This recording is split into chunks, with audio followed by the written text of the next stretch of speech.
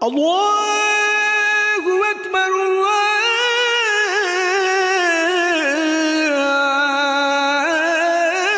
الله أكبر أشهد أن لا إله إلا الله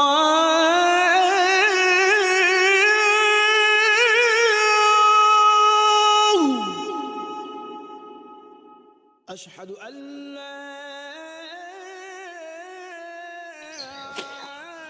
আসরের আজান তো হয়ে গেল, যাই দুই ভাই বোনের নামাজটা পড়ে নেই। ভাই মখলেস, আজান হয়ে গেছে, নামাজটা পড়ে নেই।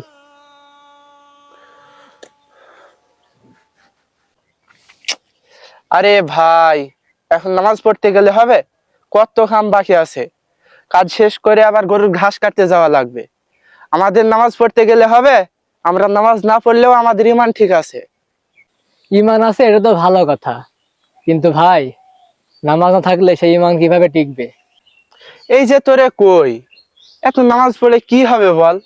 তুই দেখ না, কত লোক নামাজ পড়ে, তাও কত ফাঁকিবাজি করে। আমি অন্তত কারো ঠকাই না, মিথ্যাও বলি না।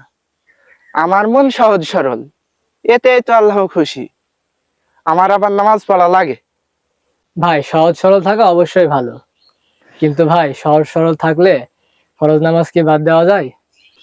আরে ভাই, এখন যদি নামাজে যাই, ঘরে ফিরতে রাত হয়ে যাবে। এই কাম শেষ করে আবার গরুর ঘাস কাটা লাগবে। আমারও তো নামাজ পড়ার সময় নাই। আল্লাহ জানেন কার কত ব্যস্ততা, কিন্তু নামাজ যে না পড়ে সেটা ব্যস্ততার অজুহাত দেখায়। ভাই কোরআনে আছে, সূরা নিসার 103 নম্বর আয়াতে আল্লাহ তাআলা বলেন, নামাজ তো মুমিনদের ওপর নির্দিষ্ট সময়ের জন্য ফরজ। আর কত বলবি ভাই, আমি তো নামাজের বিরুদ্ধে না, কিন্তু সবকিছু একসাথে হয় না রে ভাই। দুনিয়াও চালাতে হয়।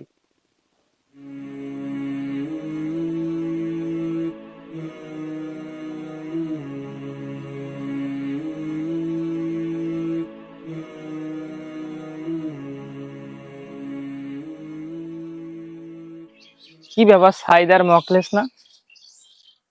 ওরা দুইজন কি নিয়ে আলাপ করছে? আবার দেখছি মকলেস রাগী ভাবে কথাও বলছে। যাই দেখি তো বিষয়টা একটু।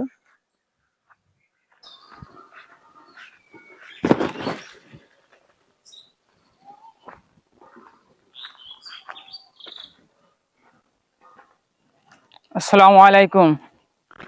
কি ব্যাপার সাইদ ভাই, কি নিয়ে ঝামেলা হচ্ছে তোমাদের মধ্যে? ওয়ালাইকুম আসসালাম ভাই। ভাই মখলেস ভাইকে বললাম আজান হয়ে গেছে, চলো নামাজটা পড়ে আসি, কিন্তু মখলেস ভাই বলল, নামাজ পড়ে কি হবে, আমার ঈমান আছে। আরে মকলেস ভাই, এই কথা লোকে এখনো কয়। ঈমান আছে এটা তো ভালো কথা, কিন্তু নামাজ ছাড়া সেই ঈমানের দাম কি জানো? নবী করিম সাল্লাল্লাহু আলাইহি ওয়াসাল্লাম বলেন, মিফতাহুল জান্নাতি সলা, নামাজ বেহেশতের চাবি।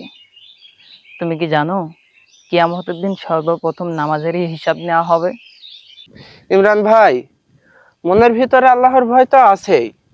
কাজ কাম করে খাই, কারে ঠকিয়ে না, এটাও তো ইমানের আলামত, তাই না?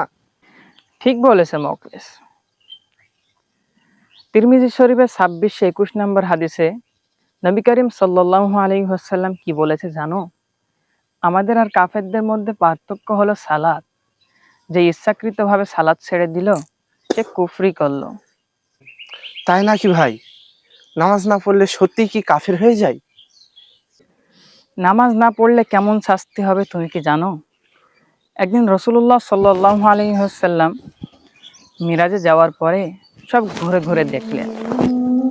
ঘুরে দেখতে দেখতে এমন এক ব্যক্তির কাছে পৌঁছালেন, দেখলেন ওই ব্যক্তি চিত হয়ে শুয়ে আছে এবং এক ফেরেশতা তার মাথায় পাথর নিক্ষেপ করছে।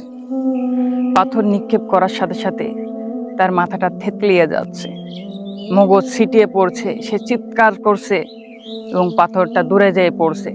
ফেরেশতা আবার পাথরটা নিয়ে আসার সাথে সাথে তার মাথাটা পুনরায় আবার ঠিক হয়ে যাচ্ছে, আবার মাথায় আঘাত করছে, এরকম বারবার আঘাত করছে। এরকম অবস্থা দেখে আমাদের নবী জিজ্ঞাসা করলো, একে কিসের জন্য এরকম শাস্তি দেওয়া হচ্ছে? রাসূলুল্লাহ সাল্লাল্লাহু আলাইহি ওয়াসাল্লামকে বললেন, এরা নামাজ পড়তো না, নামাজ না পড়ার কারণে তাদেরকে এই শাস্তি দেওয়া হচ্ছে। ভাই মকলেস, আমি তোমাকে ছোট করতে চাই না, তুমি অনেক ভালো মানুষ, আল্লাহর ভয়ও মনে আছে, কিন্তু নামাজ ছাড়া সেই ভয়টা আস্তে আস্তে মরে যাবে।